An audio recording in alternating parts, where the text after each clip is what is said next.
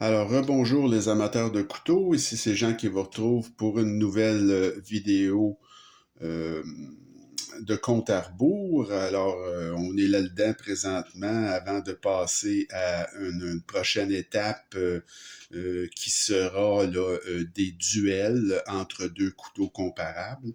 Mais il me reste encore une coupe de compte à rebours à vous faire et parmi les plus importants là, qui s'en viennent.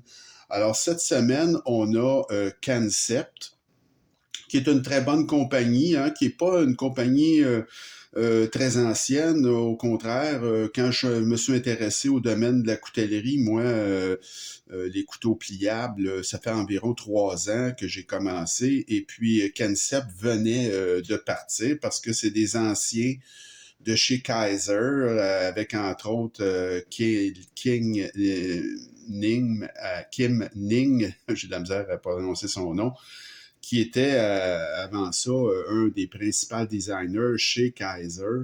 Alors, il a décidé de partir sa propre boîte et amener d'autres mondes avec lui de chez Kaiser. C'est pour ça qu'il y a comme une espèce de parenté entre ces deux fabricants-là, même au niveau de la boîte, ça se ressemble. Donc, c'est une compagnie qui existe depuis quelques années, peut-être 5-6 ans maximum. Donc, ils ont quand même produit énormément de couteaux dans un très court laps de temps. Et c'est surtout des couteaux, je vous dirais, milieu et haut de gamme, là. Ils ont très peu de couteaux ou assez peu de couteaux budget, puis ils sont pas très bons non plus en passant, sauf celui que j'ai, moi, que je trouve très bien, mais en tout cas. Alors, on va commencer justement par celui-là, qui est une version budget d'un de leurs grands succès, qui est le mini accipitaire. Donc, je trouvais ça bien, ce couteau-là. C'est une ouverture frontale et c'est un petit couteau. Hein? Le mini accipitaire, ben, ça le dit, c'est la version mini de l'accipitaire, qui est un couteau pleine grandeur. Et c'est très classique là, comme petit modèle. Et ils ont décidé de faire une version budget, mais avec un manche en aluminium. Je trouvais ça intéressant. Et bon, moi, j'aurais pas payé très cher pour ça. Je veux dire, mais là, je l'ai eu en vente. J'ai payé 60 $. Le prix régulier est 87. Je l'aurais pas acheté à 87, mais à 60, je trouverais qu'il était vraiment bon marché. Puis c'est un couteau que j'aime bien, le format et le look aussi, il faut le dire. Là, la lame est couronnée, c'est agréable. Donc, c'est un petit couteau à 60 $. Je trouvais que vraiment, ça valait la peine. Tu sais. Fait que je l'ai acheté, mais bon, c'est fonction du prix. Alors, il se classe cinquième, mais c'est un excellent petit couteau à ce prix-là. Il est très recommandable. En quatrième position, vous avez un grand succès commercial, celui-là. C'est le concept Main Street. C'est un design de Dirk Pinkerton. Alors, c'est vraiment, c'est probablement le plus grand design ou le design le plus connu de Dirk Pinkerton. Moi, j'ai pris une version, parce que ce couteau-là, vous l'avez là, dans un nombre incroyable de versions avec des manches en titane, avec toutes sortes d'acier. Et j'ai même récemment vu, ils viennent de le sortir avec, je l'ai vu avec un manche en titane et avec un verrouillage par barre. Alors, on n'a pas fini d'entendre parler de ce modèle-là, le Main Street. C'est un excellent couteau, très fort. Donc, moi, j'ai pris une version milieu de gamme avec un manche en imitation, si vous voulez, en laminé de fibre de carbone, mais qui est très bien fait, là, qui est à peu près, je dirais, un tiers, deux tiers. Là.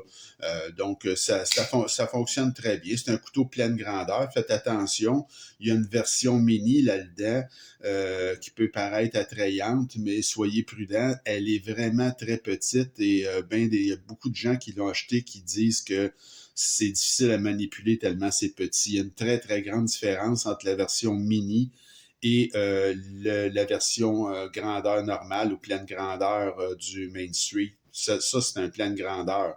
Donc, je vous conseille de prendre plutôt la version pleine grandeur mini. Je vous dis que c'est vraiment très petit. Alors ça, j'ai payé ça, moi, 100 $. et ça se vend toujours 100 $. Donc, ça fait pas très longtemps que je l'ai acheté, celui-là. Donc, il y a une très belle clip en titane dessus. C'est vraiment un très bon couteau, là, pas trop cher. Ça a une gueule très particulière. J'aime beaucoup ce couteau-là. L'action est excellente aussi. Mais évidemment, bon, il se classe quatrième. Comme je vous dis, c'est pas parce qu'il est pas bon, mais les autres sont meilleurs, tout simplement. C'est des couteaux beaucoup plus chers aussi. Il y a ça, là, dans ma collection. J'ai souvent des couteaux de prix différents dans une marque, donc ça vient influencer le classement. Vous avez un très bon exemple ici. J'ai un autre design de Dirk Pinkerton qui est le Mugir. Alors, le Kenset Mugir, c'est un couteau beaucoup plus dispendieux. C'est un couteau que j'ai payé, moi, 190 $ en vente aujourd'hui. Croyez-le ou non, ça se vend 250. À 250, c'est beaucoup trop cher. Et à 190, même si le couteau est très, très beau, c'est un couteau, comme je vous ai dit, quand j'en ai fait la révision, puis bon, je l'ai même démonté, ce couteau-là aussi. C'est un couteau capricieux. C'est un couteau, j'ai eu des problèmes avec ce couteau-là que j'ai pu régler. Alors ça, c'est une bonne nouvelle.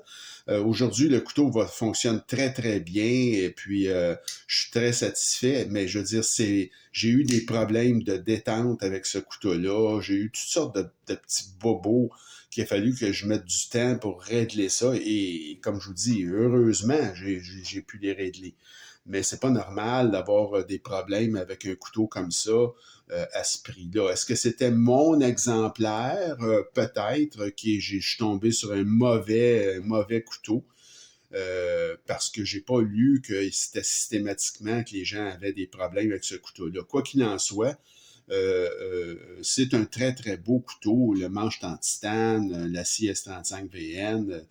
Le design est très, très joli. Le format aussi est vraiment fameux. C'est un couteau pleine grandeur, mais sans être trop grand. C'est vraiment très, très le fun. C'est très bien. Mais c'est un couteau que je vais classer en troisième position par rapport à toutes sortes de petits problèmes que j'ai eus et bon, le prix, etc.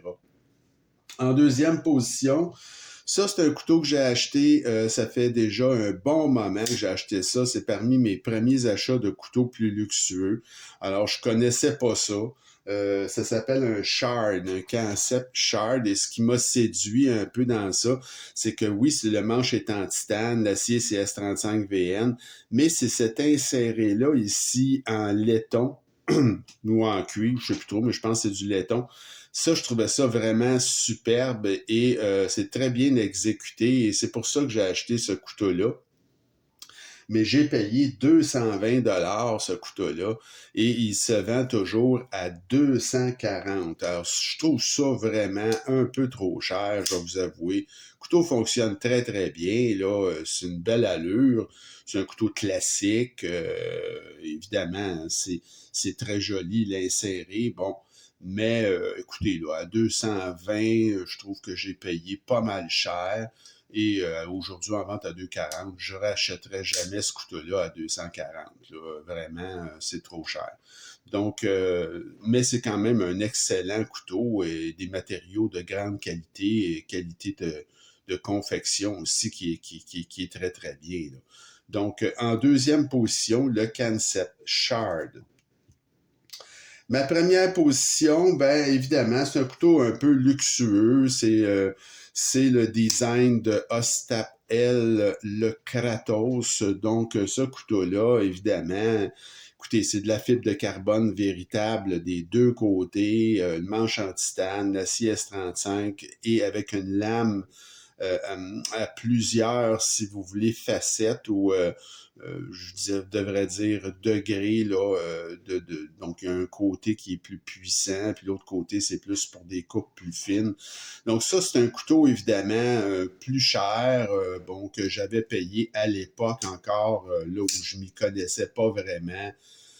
Beaucoup trop cher. J'ai payé ce couteau-là 270 et je l'ai vu en vente à 2,90. Mais attention, Aujourd'hui, ce couteau-là vient souvent en spécial et je l'ai vu à aussi peu que 200 $. Donc, à 270, j'ai payé beaucoup trop cher. Je paierais plus ça aujourd'hui pour ce couteau-là. Mais c'est un excellent couteau, évidemment, à pleine grandeur. C'est un grand couteau, là.